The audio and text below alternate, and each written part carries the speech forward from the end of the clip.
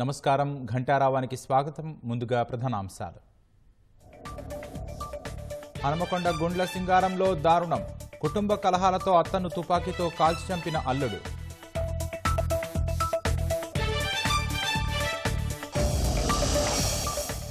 వాణిజ్య పనుల శాఖ కమిషనర్ బదిలీపై స్పందించిన ఐఏఎస్ శ్రీదేవి. 3 రోజుల ముందు బాధ్యతలు తీసుకుంటే ఎలా బాధ్యులవుతామని ప్రశ్న. ఎన్నికల షెడ్యూల్తో ప్రచార పర్వానికి సిద్ధమవుతున్న ప్రధాన పార్టీలు. అభిరుచికి తగినట్లుగా సిద్ధం చేసుకుంటున్న ప్రచార రథాలు.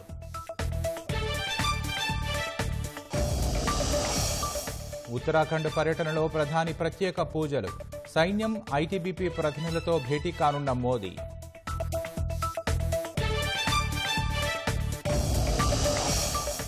ఢిల్లీ ఉద్యోగనగర్లోని ఫ్యాక్టరీలో భారీ అగ్ని ప్రమాదం.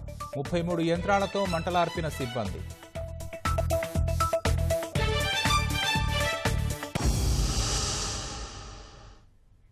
హనుమకొండ జిల్లా గుండ్ల సింగారంలో కుటుంబ కలహాలతో ఓ కానిస్టేబుల్ తుపాకీతో అత్తను కాల్చి చంపాడు. పూర్తి వివరాలను మా ప్రతినిధి రవిచంద్ర ప్రత్యక్ష ప్రసారం ద్వారా అందిస్తారు. హనుమకొండలో కాల్పులు కలకలం రేపాయి. హనుమకొండ జిల్లా గుడ్ల సింగారంలో ఇందిరా కాలనీలో ఇక్కడ కాల్పులు జరగడం ఉదయం నుంచి కూడా కలకలం రేపి పెద్ద సంఖ్యలో ఇక్కడ చుట్టుపక్కల వాళ్ళంతా కూడా చేరుకున్నారు. అయితే అత్తను చంపేసి అల్లుడు పరారయ్యాడు. ఆ తర్వాత గన్తో 2 రౌండ్ల మీద కాల్చాడు. దీంతో అత్త రక్తపు మడుగులో ఉంది, హృదయ విదారకంగా ఉంది. మొత్తం కుటుంబ సభ్యులంతా కూడా కన్నీరు పర్యంతున్నారు. మరి ఇక్కడ వాళ్ళ కుటుంబ సభ్యులు ఉన్నారు. మీరు ఏమవుతారు చెప్పండి సార్. వాళ్ళ చిన్నాళ్ళు సార్. నేను ఏం జరిగింది? ఇక వాళ్ళు ఆయన పేరు ప్రసాద్. అది ఎప్పుడు వచ్చిండో తెలియదు కానీ ఇక వాడు నీళ్ళు తెమ్మని చెప్పి చెప్పినాడు. బయట కూర్చున్నాడు. కూర్చున్న తర్వాత నీళ్ళు తెమ్మని చెప్పిన తర్వాత వాటర్ చెత్తపడుతూనే మళ్ళీ ఇంకో వేరే వాటర్ మార్చి పట్టుకోరా అని చెప్పేసి అన్నాడు. ఇక మళ్ళీ పడుకోవచ్చిన లోపల వీడి వెనక నుంచి పోయి లోపల కాల్చి చంపేసిండు. ఏం జరిగింది? ఎందుకు కారణం ఏముంటుంది? కారణాలు ఇక వాళ్ళు డబ్బులు ఫైనాన్షియల్గా ప్రాబ్లం, ఇక వాళ్ళ ఫ్యామిలీ ప్రాబ్లం, ఫైనాన్షియల్గా సంథింగ్ ఏదో జరిగి ఉండదు సార్. వీళ్ళు నడుస్తుంది 2 సంవత్సరాల నుంచి గొడవలు నడుస్తాయి. ఇంకా అది స్టోరీ సార్. ఆయన ఏం చేస్తాడు? ఆయన కానిస్టేబుల్ సార్. మన కొత్తపేట పిఎస్లా, గోదావరికి అని పిఎస్లా. ఉదయం జరిగింది 10 గంటల ప్రాంతం లోపు. మొదటి నుంచి కూడా గొడవలు ఉన్నాయి. గత 3-4 సంవత్సరాల నుంచి గొడవలు అవుతూనే ఉన్నాయి వాళ్ళకు. ఇంకంతే సార్. ఇక ధన్యవాదాలు. అయితే కుటుంబ కలహాలు, అలాగే డబ్బుకు సంబంధించినటువంటి లావాదేవీలు, డబ్బు డిమాండ్ చేయడంతో దాదాపు 4 లక్షల రూపాయలు అతను ఇమ్మని చెప్పడం, దానికి అత్త నిరాకరించడంతో ఆ ఆవేశంతో రివాల్వర్తో కాల్చి చంపాడు. ఇతను కానిస్టేబుల్గా కూడా పనిచేస్తున్నాడు. ఏఆర్ విభాగంలో కానిస్టేబుల్గా పనిచేస్తున్నాడు. ఆ తర్వాత వెంటనే ఇతను పరారయ్యాడు. పోలీసులు సంఘటనా స్థలానికి చేరుకున్నారు. ప్రస్తుతం డీసీపీ అలాగే ఇతర పోలీసులంతా కూడా సంఘటనా స్థలానికి చేరుకున్నారు. ఆ మృతదేహాన్ని, అత్త కమలమ్మ మృతదేహాన్ని ఎంజిఎం మార్చురీకి తరలించారు. అలాగే కుటుంబ సభ్యులు, చుట్టుపక్కల వారికి కూడా పోలీసులు ఆరా తీస్తున్నారు. అలాగే ముమ్మరంగా కూడా దర్యాప్తు చేస్తున్నారు. క్షణికావేశం కారణంగా, అలాగే ముఖ్యంగా ఆర్థిక లావాదేవీలు, డబ్బు డిమాండ్ చేయడంతో ఆ డబ్బులు ఇవ్వనందుకు ఆ అతను అతి దారుణంగా రివాల్వర్తో కాల్చి చంపినట్టుగా స్థానికులు చెప్తున్నారు. Over to studio.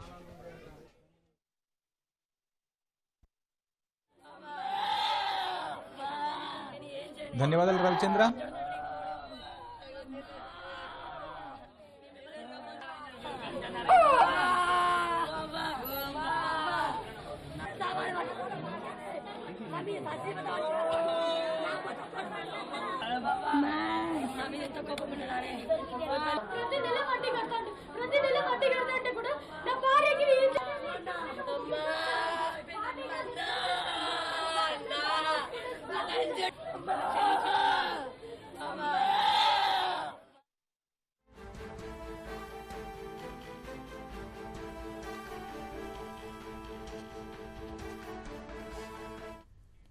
తాజా అంశాన్ని చూస్తే, వాణిజ్య పన్నుల శాఖ కమిషనర్ పోస్టు నుంచి ఎన్నికల సంఘం తనను బదిలీ చేయడంపై ఐఏఎస్ అధికారిని శ్రీదేవి స్పందించారు.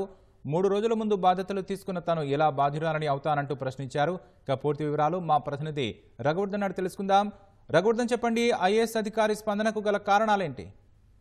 కేంద్ర ఎన్నికల సంఘం నిన్న రాష్ట్రానికి చెందిన 20 మంది అధికారులను బదిలీ చేసింది. 4 కలెక్టర్లతో పాటు సీనియర్ అధికారులు సహా 13 మంది పోలీస్ కమిషనర్లు, ఎస్పీలను బదిలీ చేసింది. ఈ అంశం కొంత చర్చనీయాంశమైంది. ఈ గతంలోనూ ఇంత పెద్ద ఎత్తున బదిలీలు ఎప్పుడూ జరగలేదన్న చర్చ జరుగుతుంది అధికార వర్గాల్లో. ఇటీవల కేంద్ర ఎన్నికల సంఘం పర్యటన సందర్భంగా కూడా అధికారులపై కేంద్ర ఎన్నికల సంఘం అసంతృప్తి వ్యక్తం చేసింది, పలువురిపై అసంతృప్తి వ్యక్తం చేసింది. నిన్న వారిని బదిలీ కొంతమంది బదిలీ చేస్తూ ఈసీ నిర్ణయం తీసుకుంది. ఈ నేపథ్యంలోనే ఐఏఎస్ అధికారి టీకే శ్రీదేవి ట్విట్టర్ వేదికగా స్పందించారు. తాను వాణిజ్య పన్నుల శాఖ కమిషనర్ గా కేవలం ఈసీ పర్యటనకు 3 రోజుల ముందే బాధ్యతలు తీసుకున్నానని, అలాంటిది ఆ శాఖ పనితీరుకు సంబంధించి తాను ఎలా బాధ్యురాలు అవుతారని శ్రీదేవి ప్రశ్నించారు. ప్రధానంగా అంతకుముందు వరకు ఆర్థిక శాఖ కార్యదర్శిగా ఉన్న టీకే శ్రీదేవి వాణిజ్య పన్నుల శాఖ కమిషనర్ గా అదనపు బాధ్యతలు కొద్ది రోజుల కింద స్వీకరించారు. ఆ తర్వాత 3 రోజులకే ఈ కేంద్ర ఎన్నికల సంఘం రాష్ట్ర పర్యటనకు వచ్చింది. ఎన్ఫోర్స్మెంట్ ఏజెన్సీ సమావేశంతో పాటు ప్రభుత్వ ప్రధాన కార్యదర్శి డీజీపీ జరిగిన సమావేశంలో కూడా శ్రీదేవి పాల్గొన్నారు. వాణిజ్య పన్నుల శాఖకు సంబంధించి ఈ జీఎస్టీ వసూలు సహా రవాణాకు సంబంధించి తదితర అంశాలకు సంబంధించిన అంశాలపై కేంద్ర ఎన్నికల సంఘం కొంత అసంతృప్తి వ్యక్తం చేసిన సమావేశంలో వీటన్నిటి ఆధారంగా బదిలీ చేసిన నేపథ్యంలో శ్రీదేవి ఈ రకంగా స్పందించారు. కేవలం 3 రోజుల ముందే తాను బాధ్యతలు స్వీకరించారని, అలాంటిది ఆ శాఖ పనితీరుకు తాను ఎలా బాధ్యురాలవుతారని కూడా శ్రీదేవి ప్రశ్నించారు. రాకేష్, ధన్యవాదాలు రఘువర్ధన్.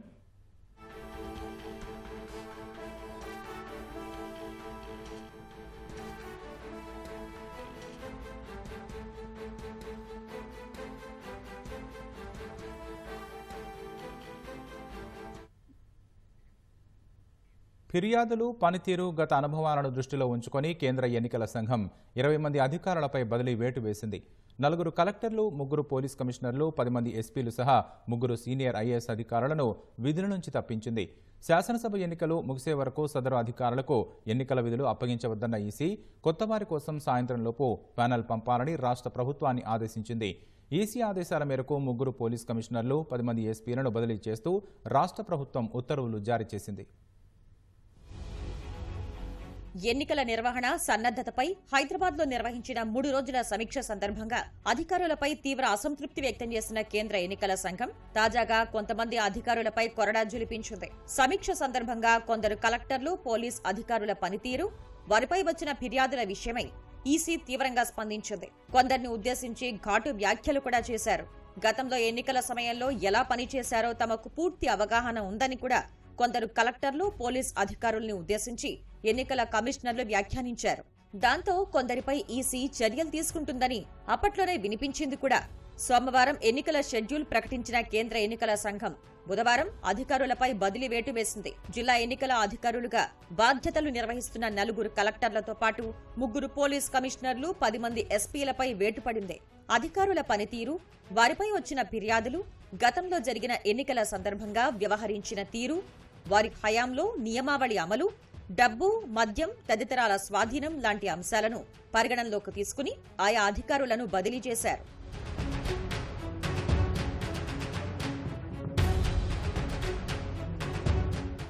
బదిలీ అయిన వారిలో Ranga Reddy collector Harish, Medchal collector Amoy Kumar, Yadadri collector Vinay Krishna Reddy, Nirmal collector Varun Reddy ఉన్నారు.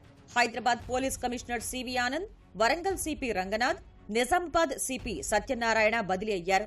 సూర్యాపేట ఎస్పీగా ఉన్న ఐపీఎస్ అధికారి రాజేంద్ర ప్రసాద్ తో పాటు 9 మంది నాన్ క్యాడర్ ఎస్పీలను బదిలీ చేశారు.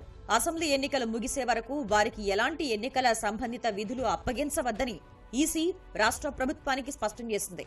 రవాణా శాఖ ముఖ్య కార్యదర్శి శ్రీనివాసరాజు, వాణిజ్య పన్నుల శాఖ కమిషనర్ టీకే శ్రీదేవి, ఎక్సైజ్ శాఖ సంచాలకులు ముషారఫ్ అలీ బదిలీ అయ్యారు. ప్రభుత్వ ప్రధాన కార్యదర్శి అదనంగా బాధ్యతలు నిర్వర్తిస్తున్న ఎక్సైజ్, వాణిజ్య పన్నుల శాఖలకు విడిగా ముఖ్య కార్యదర్శుల్ని నియమించాలని కూడా ఈసీ ఆదేశాలు జారీ చేసింది. ఎన్నికల సమయంలో సీఎస్ వద్దే 2 శాఖలు ఉంటే ఇబ్బంది అవుతుందని వేరే వారికి అప్పగించాలని స్పష్టం చేసింది. బదిలీ అయిన వారి స్థానాల్లో కొత్త వారిని నియమించేందుకు వీలుగా సాయంత్రంలోగా ప్యానెల్ పంపాలని రాష్ట్ర ప్రభుత్వాన్ని కేంద్ర ఎన్నికల సంఘం ఆదేశించింది. గత 5 ఏళ్లుగా వారి వార్షిక నివేదికలను కూడా పంపాలని తెలిపింది. ఒక్కో పోస్టుకు 3 అధికారుల చొప్పున పేర్లను ఈసీకి పంపాల్సి ఉంటుంది. అందులో ఒకరిని కేంద్ర ఎన్నికల సంఘం నియామకం చేస్తుంది. 9 మంది నాన్ క్యాడర్ ఎస్పీలను బదిలీ చేసిన ఈసీ ఎస్పీలుగా ఐపీఎస్ల పేర్లు మాత్రమే పంపాలని స్పష్టమైన ఆదేశాలు జారీ చేసింది.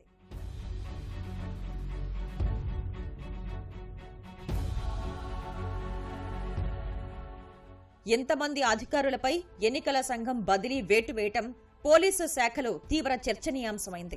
ఎన్నికల వేళ భారీ స్థాయిలో యూనిట్ అధికారుల్ని మార్చిన దాఖలాలు గతంలో లేకపోవటం సంచలనం కలిగిస్తోంది. ఒక రకంగా దేశంలోనే ఈ స్థాయిలో మార్చిన సందర్భాలు లేవు అనే చర్చ జరుగుతోంది. ప్రస్తుతానికి 4 కమిషనర్లతో పాటు 9 మంది ఎస్పీలను మార్చాలన్న కమిషన్ ఆదేశం ఉన్నతాధికారుల్ని ఆశ్చర్యానికి గురిచేసింది. కీలకమైన హైదరాబాద్ కమిషనర్ సివి ఆనంద్ను ఆకస్మికంగా బదిలీ చేయటం కలకలం రేపింది. ఈ స్థానంలో ఎవరిని నియమిస్తారు అనేది ఆసక్తికరంగా మారింది. మరోవైపు వరంగల్, నిజామాబాద్ కమిషనర్లతో పాటు పలు జిల్లాల ఎస్పీలను ఒకేసారి మార్చడం హాట్ టాపిక్ గా మారింది. వాస్తవానికి ఇటీవలే నిర్వహించిన సమీక్షలో పోలీసు శాఖపై ఎన్నికల కమిషన్ తీవ్ర అసంతృప్తి వ్యక్తం చేసింది. నగదు, మద్యం ప్రవాహం భారీగా సాగినా జప్తు విషయంలో ఉదాసీనంగా ఉన్నట్లు ఆగ్రహం వ్యక్తం చేసింది. ఎన్నికల్లో ప్రలోభాలను నియంత్రించే విషయంలో ఉన్నతాధికారులు ఇచ్చిన ప్రజెంటేషన్లలో తప్పిదాలను ఎత్తి చూపింది.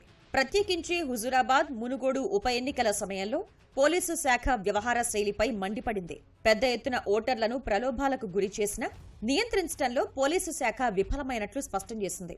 గతంలో ఎన్నడూ లేని రీతిలో జరిగిన ఈ సమీక్ష తీరుపై పోలీసు శాఖలో విస్తృతంగా చర్చ జరిగింది.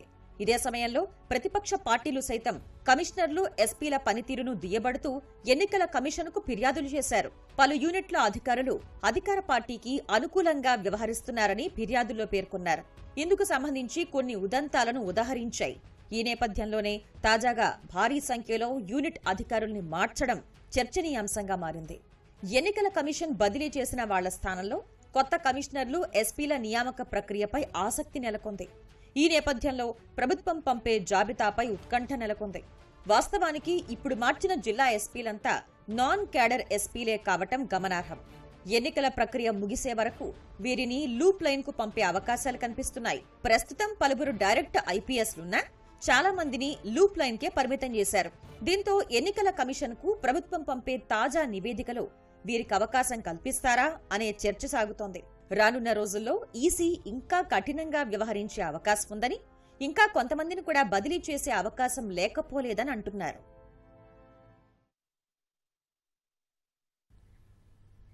ఎన్నికల షెడ్యూల్ రావడంతో ప్రధాన పార్టీలు ప్రచార పర్వానికి సిద్ధమవుతున్నాయి. అందులో భాగంగా హైదరాబాద్లోని పలుచోట్ల ప్రచార వాహనాలు ముస్తాబవుతున్నాయి. రాష్ట్రంలోని వివిధ జిల్లాల నుంచి పార్టీల నేతలు వచ్చి ప్రచారానికి అనువైన రీతిలో వాహనాలను తయారు చేయించుకుంటున్నారు. ఇప్పటికే పలుచోట్ల వాహనాలను రీమోడలింగ్ చేసే పనులు జరుగుతున్నాయి. అనుచరులతో కలిసి తిరిగేందుకు, ఓటర్లకు స్పష్టంగా కనిపించేలా ప్రచార రథాలను తమ అభిరుచికి తగినట్లు సిద్ధం చేయించుకుంటున్నారు.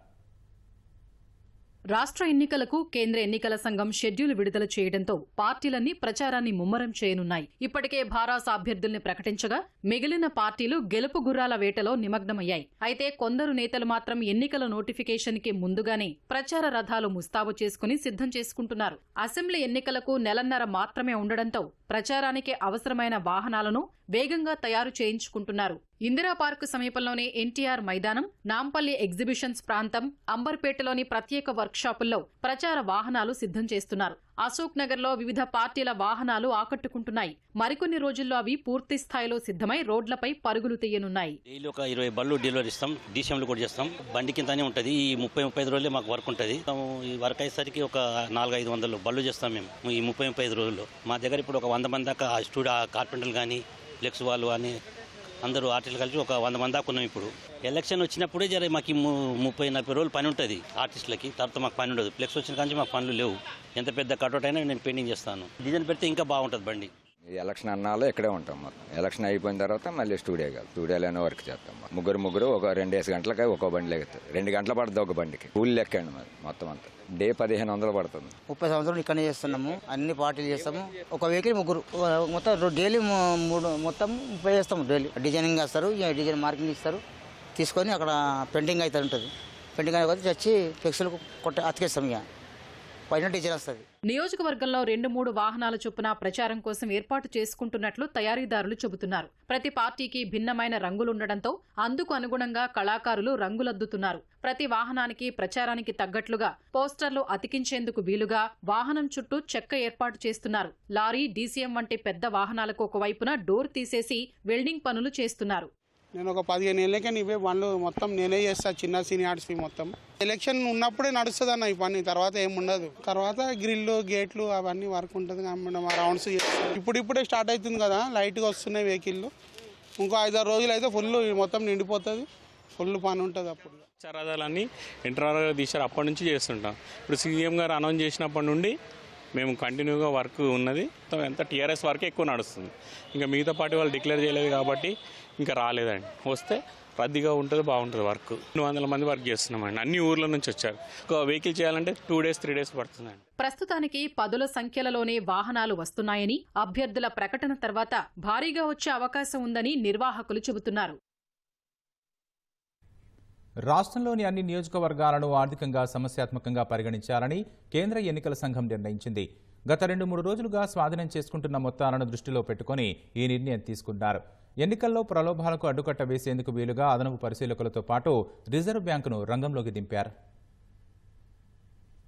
శాసనసభ ఎన్నికల షెడ్యూల్ వెలువడడంతో రాష్ట్రంలో తనిఖీలు జోరుగా సాగుతున్నాయి. గత 3 రోజులుగా నోట్ల కట్టలు, బంగారం స్వాధీనం చేసుకుంటున్నారు. ఇటీవలి హైదరాబాద్ పర్యటన సందర్భంగా కేంద్ర ఎన్నికల సంఘం హెచ్చరికలతో షెడ్యూల్ వచ్చిన వెంటనే తనిఖీలను జోరుగా ప్రారంభించి కొనసాగిస్తున్నారు. గత 3 రోజులుగా పట్టుబడిన డబ్బు, బంగారం, మద్యం విలువ 10 కోట్ల వరకు ఉంటుందని అంచనా. 2018 ఎన్నికల సమయంలో 100 కోట్ల వరకు డబ్బు, మద్యం, ఇతరత్రాలను స్వాధీనం చేసుకున్నారు. ఆ ప్రకారం రాష్ట్రంలో ఆర్థికంగా సమస్యాత్మకంగా ఉండే నియోజకవర్గాల సంఖ్య 35గా మొదట అంచనా వేశారు. అయితే గత 3 రోజులుగా స్వాధీనం చేసుకుంటున్న మొత్తాన్ని చూసి రాష్ట్రంలోని అన్ని నియోజకవర్గాలను ఆర్థికంగా సమస్యాత్మకంగా పరిగణించాలని కేంద్ర ఎన్నికల సంఘం స్పష్టం చేసింది. రానున్న ఎన్నికల్లో డబ్బు, విచ్చలవిడి వినియోగానికి అడ్డుకట్ట వేసేందుకు ఈసీ సిద్ధమైంది.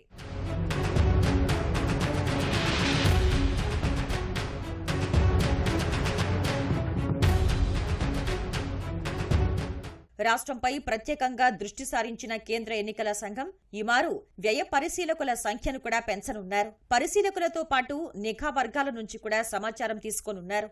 కర్ణాటక, పశ్చిమ బంగాల్ ఎన్నికల సందర్భంగా తీసుకున్న చర్యలు మంచి ఫలితాలివ్వడంతో ఇక్కడ కూడా అదే తరహా విధానం అమలు చేయాలని నిర్ణయించారు. డబ్బు కట్టడి కోసం పంచముఖ వ్యూహాన్ని అమలు చేసేందుకు వీలుగా రిజర్వ్ బ్యాంక్ సహకారం తీసుకుంటున్నారు. అందులో భాగంగా ప్రతిరోజు 5 అంశాలపై దృష్టి పెట్టనున్నారు. ప్రతి బ్యాంకులో రోజువారీ విత్డ్రా మొత్తం, నగదు బదిలీ అవుతున్న ఖాతాలు, చెస్ట్ బ్యాంకు నుంచి బ్యాంకులకు రోజువారీ వెళ్తున్న మొత్తం తదితరాల వివరాలపై ఈసీ దృష్టి సారించనుంది. ఆన్లైన్ నగదు చెల్లింపు సంస్థల లావాదేవీల కోసం ఆర్టిఫిషియల్ ఇంటెలిజెన్స్ ను ఉపయోగించనున్నారు. Google Pay, PhonePe, Paytm తదితర డిజిటల్ చెల్లింపులపై National Payment Corporation of India ద్వారా నిఘా ఉంటుంది. పోస్టాఫీస్ ఖాతాల లావాదేవీలను పరిశీలించి రోజువారీ నివేదిక ఇవ్వాలని ఈసీ ఆదేశించింది.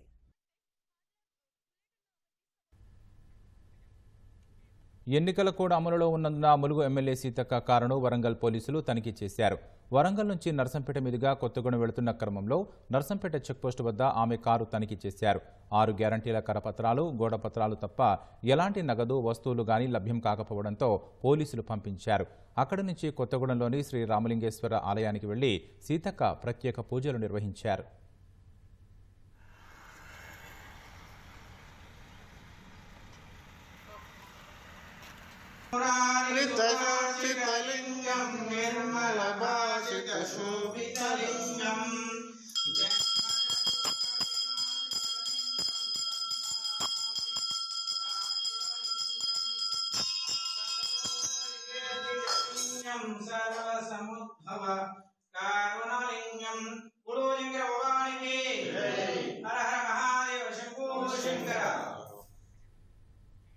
జాతికి రక్షకురాలిగా ఉండాల్సిన గవర్నర్ ఎమ్మెల్సీగా అవకాశం వస్తే తిరస్కరించడం తననెంతో బాధించిందని మాజీ శాసనసభ్యుడు కుర్ర సత్యనారాయణ తెలిపారు. ఇటీవల కుర్ర సత్యనారాయణ పేరును ఎమ్మెల్సీగా ప్రతిపాదిస్తూ మంత్రివర్గం చేసిన సిఫార్సులను గవర్నర్ తిరస్కరించారు. తమిళిసై తీరుపై స్పందించిన ఆయన ఈ మేరకు వ్యాఖ్యానించారు. హైదరాబాద్ బషీర్బాగ్ ప్రెస్ క్లబ్లో నిర్వహించిన ఎరుకల సంఘం సమావేశానికి కుర్రా హాజరయ్యారు. వెనుకబడిన తమ వర్గానికి ముఖ్యమంత్రి పెద్ద మనస్సుతో చట్టసభల్లో అవకాశం కల్పించాలని యత్నించారని, ప్రభుత్వం మీద కోపంతోనే గవర్నర్ కేబినెట్ సిఫార్సును తిరస్కరించినట్లు భావిస్తున్నామన్నారు. ఇన్ని రకాలు ఉన్న సమాజంలో ఎరుకల వ్యక్తికి మరి టికెట్ ఇవ్వడం, గెలిపించడం అంటే అది అంత ఈజీ, సులువైంది కాదు. కాబట్టి ముఖ్యమంత్రి గారు గొప్ప మనసుతోని, మంచి మనసుతోని ఆయన ఎరుకల జాతిని సభలో పెట్టాల. ఎరకల సమాజానికి అవకాశాలు లేవు కాబట్టి సత్యనారాయణ అనే వ్యక్తిని ఎరకల సమాజం నుండి మేము ఎమ్మెల్సీగా నామినేట్ చేస్తున్నాం. ఇది క్యాబినెట్ డిసిషన్ అని ముఖ్యమంత్రి గారు పెద్ద మనసు తీసుకొని మాకు ఇచ్చిండు, కానీ ఆమెనే ఇవ్వాలి, ఆమె రికమెండ్ చేయాలి అసలు. కానీ ఆమె రిజెక్ట్ చేయడం అంటే నిజంగా నేను పర్సనల్ గా కూడా చాలా బాధపడ్డా. ఆ సోషల్ వర్క్ అన్నది really I am a full timer on social work last 40 years. ఆమె కొంచెం ఇన్ఫర్మేషన్ తెప్పించుకొని చూసేది ఉండే, కానీ ఆమె ఏం చూసిందో ఏం చేసిందో ఇక్కడ అంతా కూడా చూస్తూ ఉంటే ఏంటంటే ఆమె కొంచెం ప్రభుత్వం మీద కోపం ఉన్నట్లు కొంచెం అర్థమవుతుంది. ఎక్కడ ప్రాబ్లమో ఏందో ప్రాబ్లం, ఇక ఆమె ఆ కోపమో ఈ కోపమో, కానీ నా మీద కోపం కాదు, మా కులం మీద అసలు కోప్పడుద్ది. ఆమె పిలిచి ఇవ్వాలి అసలు రాష్ట్ర ప్రభుత్వానికి. ఆమె చెప్పాలి, లెటర్ పెట్టండి, మేము చేసేస్తాం ఎరకలలో. కానీ ఎందుకంటే ఏ అవకాశాలు లేవు. రాజ్యాంగ రక్షకురాలు రిజెక్ట్ అనేది నేను పర్సనల్ కూడా హర్ట్ అయినా అనమాట. ఎందుకంటే నన్ను రిజెక్ట్ అనకూడదు. బీహార్లోని బక్సర్ జిల్లాలో Delhi Kamakhya North East express ప్రమాద ఘటనలో సహాయ చర్యలు చురుగ్గా సాగుతున్నాయి. ప్రమాదం జరిగిన బోగీలను రైలు నుంచి వేరు చేసి పట్టాలను పునరుద్ధరించే పనులను వేగవంతం చేశారు. పట్టాలపై చెల్లాచెదురుగా పడిన బోగీలను పెద్ద పెద్ద క్రేన్ల సాయంతో తొలగిస్తున్నారు. Delhi Kamakhya North East Express బుధవారం రాత్రి 9:53 బీహార్లోని రఘునాథ్పూర్ స్టేషన్ వద్ద పట్టాలు తప్పింది. 2 AC 3 టైర్ కోచ్లు పట్టాలు తప్పగా ఆ కుదుపునకు మరో 4 బోగీలకు ప్రమాదం వాటిల్లింది. 4 ప్రయాణికులు ప్రాణాలు కోల్పోగా గాయపడిన 40 మందిని స్థానికంగా ఉన్న ఆసుపత్రులకు తరలించారు. మిగిలిన ప్రయాణికులను వేరే రైలులో అక్కడి నుంచి తరలించారు. పట్టాలపై బోగీలు పడిపోవడంతో ఆ మార్గంలో తిరిగే 10 రైళ్లను రద్దు చేశారు. 21 రైళ్లను దారి మళ్లించారు. ప్రమాద కారణాలు తెలుసుకునేందుకు దర్యాప్తు జరుగుతోందని రైల్వే మంత్రి అశ్విని వైష్ణవ్ చెప్పారు. మృతుల కుటుంబాలకు సంతాపం తెలిపారు.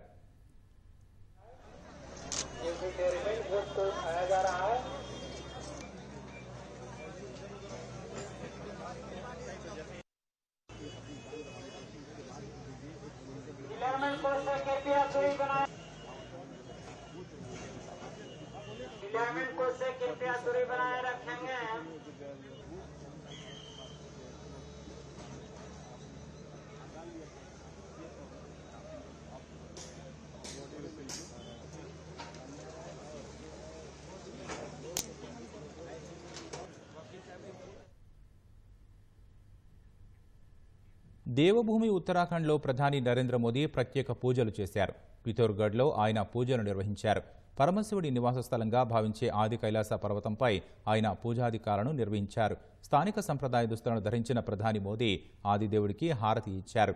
ఒకరోజు పర్యటన కోసం ఉత్తరాఖండ్ వెళ్లిన ప్రధాని మోదీ వివిధ కార్యక్రమాల్లో పాల్గొననున్నారు. ఉంజి గ్రామానికి వెళ్లి స్థానికులతో ముచ్చటించనున్నారు. స్థానిక కళలు, చేతి వృత్తుల ప్రదర్శనను తిలకించనున్నారు. సైన్యం, ఇండో టిబెటన్ బోర్డర్ పోలీస్, సరిహద్దు రోడ్డు నిర్వహణ సంస్థ BRO ప్రతినిధులతో కూడా మోదీ మాట్లాడనున్నారు.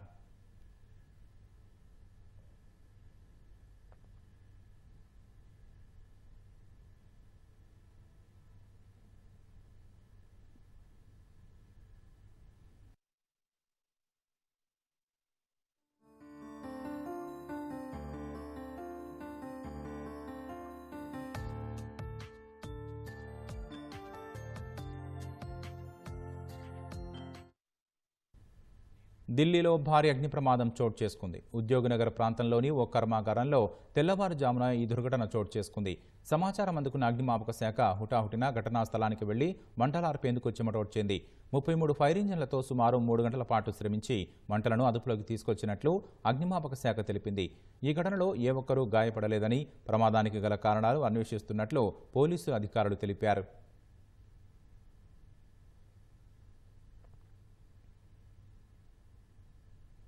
చైనా తరహాలో భారత్కు అప్పులు భారీగా పెరిగిపోయాయని అంతర్జాతీయ ద్రవ్యనిధి తెలిపింది. అయితే దానివల్ల ప్రమాదం చైనాతో పోలిస్తే తక్కువేనని పేర్కొంది. వివిధ రకాల లోటులను తగ్గించేందుకు భారత్కు పటిష్ట ఆర్థిక ప్రణాళికలు అవసరమని IMF ఆర్థిక వ్యవహారాల విభాగం deputy director Ruud de Mooij సూచించారు. భారత జీడీపీలో అప్పులు 81.9% అని మోయిజ్ వెల్లడించారు. చైనా అప్పులు ఆ దేశ జీడీపీలో 83%గా ఉన్నట్లు తెలిపారు. ఇరు దేశాల్లోనూ అప్పులు పెద్ద మొత్తంలో ఉన్నట్లు పేర్కొన్నారు. రానున్న రోజుల్లో భారత అప్పులు చైనా అప్పుల తరహాలో భారీ ఎత్తున పెరిగే అవకాశం లేదన్నారు. పైగా 2028 నాటికి ఇండియా అప్పులు జీడీపీలో 80.4%కి తగ్గుతాయని అంచనా వేశారు. అత్యంత వేగవంతమైన వృద్ధే భారత్కు దోహదం చేస్తుందన్నారు.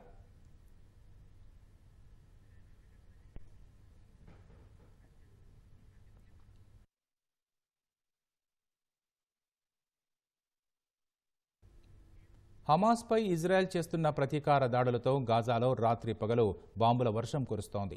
హమాస్ సభ్యులు తలదాచుకున్న లక్ష్యాలపై దాడులతో భారీ భవనాలు పేకమేడల్లా కూలిపోతున్నాయి. ఆ భవనాల శిథిలాల కింద చిక్కుకొని సామాన్య ప్రజలు, పిల్లలు ప్రాణాలు కోల్పోతున్నారు. గాజాలోని ఆసుపత్రులన్నీ క్షతగాత్రులతో నిండిపోతున్నాయి. గాయపడిన పిల్లల ఆర్తనాదాలతో మారుమోగుతున్నాయి. గాజాను ఇజ్రాయెల్ అష్టదిగ్బంధనం చేయడంతో అక్కడ ఉన్న ఏకైక విద్యుదుత్పత్తి కేంద్రం మూతపడి చీకట్లు అలుముకున్నాయి. హమాస్ దాడికి ప్రతీకారంగా గాజాపై ఇజ్రాయెల్ వైమానిక దళం రాత్రి పగలు బాంబుల వర్షం కురిపిస్తోంది. ఇజ్రాయెల్ అష్టదిగ్బంధనం చేయడంతో గాజాలో ఉన్న ఏకైక విద్యుదుత్పత్తి కేంద్రానికి ఇంధన సరఫరా నిలిచి అది మూతపడింది. ఫలితంగా గాజాలో విద్యుత్ లేక గాఢ అంధకారం అలుముకుంది. చిమ్మ చీకటిలోనూ హమాస్ తీవ్రవాదులే లక్ష్యంగా ఇజ్రాయెల్ చేస్తున్న దాడులతో గాజా దద్దరిల్లిపోతుంది. ప్రస్తుత సంక్షోభ సమయంలో దేశ భద్రతే ముఖ్యమంటూ ఇజ్రాయెల్ అధికార ప్రతిపక్షాలు తొలిసారిగా చేతులు కలిపి యూనిటీ ప్రభుత్వాన్ని ఏర్పాటు చేశాయి. ఈ సందర్భంగా ఇజ్రాయెల్ ప్రజలను ఉద్దేశించి ప్రసంగించిన ప్రధాని బెంజమిన్ నెతన్యాహు ప్రతి హమాస్ సభ్యుడు హతమయ్యే వరకు పోరాటం ఆగదని ప్రకటించారు. ఆ మేరకు రాత్రిళ్లు కూడా దాడులు కొనసాగుతున్నాయి.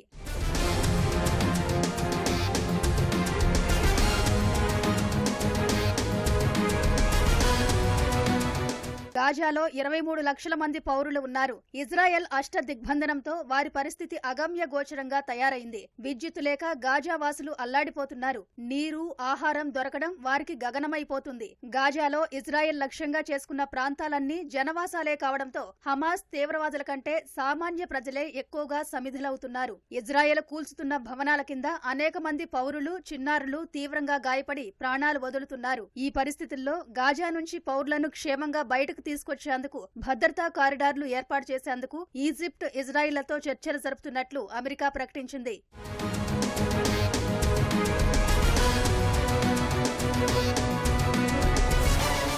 ఇజ్రాయెల్ దాడులతో భారీ భవనాలు నేలమట్టమై అనేక మంది పాలస్తీనా పౌరులు తీవ్రంగా గాయపడ్డారు. వారిలో అత్యధిక మంది క్షతగాత్రులు చిన్నారులే. తీవ్ర గాయాలతో వస్తున్న పిల్లలతో గాజాలోని ఆసుపత్రులన్నీ నిండిపోతున్నాయి. ఒక పక్క ఇంధనం, మరోపక్క ఔషధాలు, పడకల కొరతతో ఆసుపత్రులు తీవ్ర సమస్యలు ఎదుర్కొంటున్నాయి. చాలా మందికి పడకలు దొరక్క కిందనే పడుకోబెట్టి వైద్యం చేస్తున్నారు. పాలస్తీనా ఆరోగ్య శాఖ లెక్కల ప్రకారం ఇజ్రాయెల్ వైమానిక దాడుల్లో ఇప్పటి వరకు 1100 మందికి పైగా పాలస్తీనా పౌరులు మృతి చెందారు. అనేక మంది గాయపడ్డారు. ఆసుపత్రుల్లో గాయపడిన పిల్లల ఏడుపులు, ఆర్తనాదాలు కంటతడి పెట్టిస్తున్నాయి. హైదరాబాద్ హిమాయత్నగర్లోని ఓ సాఫ్ట్వేర్ కంపెనీలో అగ్ని ప్రమాదం చోటు చేసుకుంది. భవనంలోని 2వ అంతస్తులో మంటలు చెలరేగడంతో కార్యాలయంలోని కంప్యూటర్లు అగ్నికి ఆహుతయ్యాయి. ఒక్కసారిగా మంటలు వ్యాపించడంతో ఉద్యోగులు బయటకు పరుగులు తీశారు. స్థానికుల సమాచారంతో ఘటనా స్థలానికి చేరుకున్న అగ్నిమాపక సిబ్బంది మంటలు అదుపులోకి తెచ్చారు. భవనం 5 అంతస్తులు కావడంతో దట్టమైన పొగ అలుముకుంది. దీంతో భవనం అద్దాలను అగ్నిమాపక సిబ్బంది ధ్వంసం చేశారు.